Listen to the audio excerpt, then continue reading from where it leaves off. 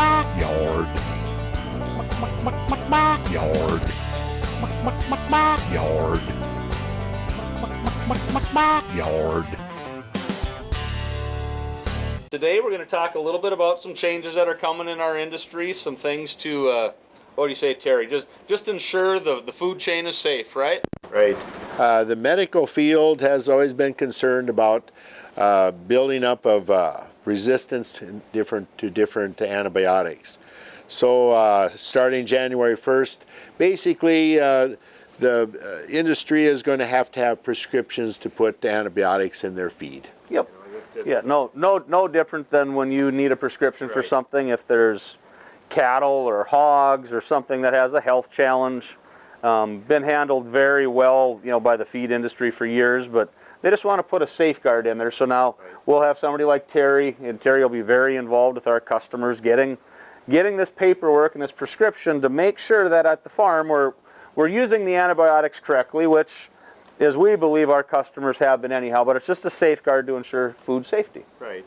And the food has always been checked for antibiotic residues and that type of thing before.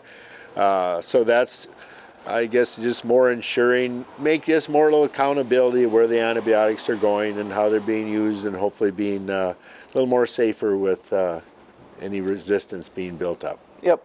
Yeah, a few people in the industry think it's going to be a big deal.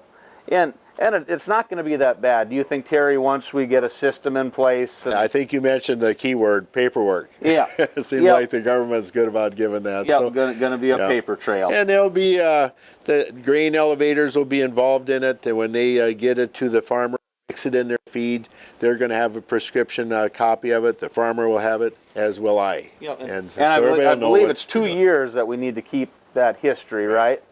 So it's just a nice little safeguard to ensure food safety, and in the United States to just kind of keep letting our people know we've got the safest food chain and the best producers in the world. And I'll be visiting those farms, so I get kind of accustomed to how they operate, how the animals are coming in, which feedlots might be needing some antibiotics or whatever, so that we are ready to make prescriptions for them and have things accounted for. And now with fall coming, what's one of the other things that we try to get our customers to make sure we're on the right program to prevent having to use many antibiotics? What do you talk about a lot in the fall? Pretty soon we're going to be hearing a lot of bellering around the country as mamas are being taken away from their calves, and that's usually an excellent time that they want to be getting the vaccinations into them. Yep. And that will also help in preventing disease, and so we don't have to use any antibiotics for treatment. Yep. Vaccinations is it's something super critical in the livestock, whether it's for the female mama animals to help them do their job and raise calves, or for the calves to make sure they don't get pneumonia and other respiratory diseases. And then key one that we saw a lot of this summer was with all the moisture and stuff was clostridial problems, and so they want to make sure that they're getting the vaccinations against the clostridials. And another thing to worry about with all the mud and everything we have, which always glad to have plenty of rain, is when they're filling their silos and making their piles of corn silage this year, they're going to be bringing a lot of mud with it. Yep. So we want to make sure that the animals are protected against any clostridials that can be spread through the soil. Yeah. You watching this may find this interesting, because I do, and I've been in this industry my whole life. All the little things that can cause problems for our farmer friends and and customers. A little bit of mud in a great big 1,000-ton pile. You wouldn't think, you don't want it there, first of all, but if it happens, you wouldn't think it would be a big deal, and most of the time it's not. Right. But right. It's just to take precautions. Yep. So along with vaccinating, anything else in the fall you think we should do, Terry, to help prevent,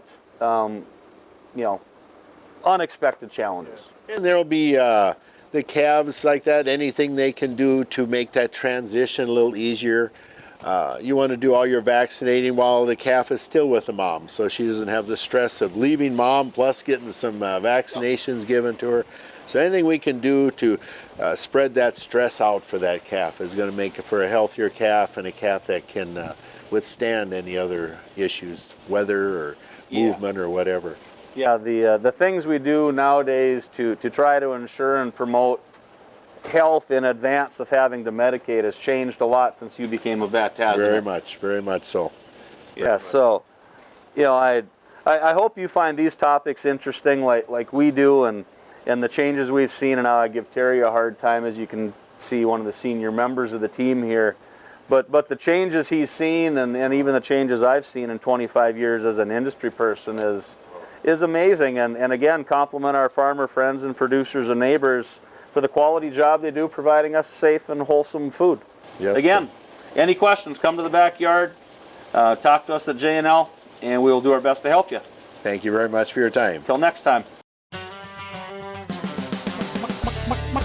Yard. Yard. Yard. Yard.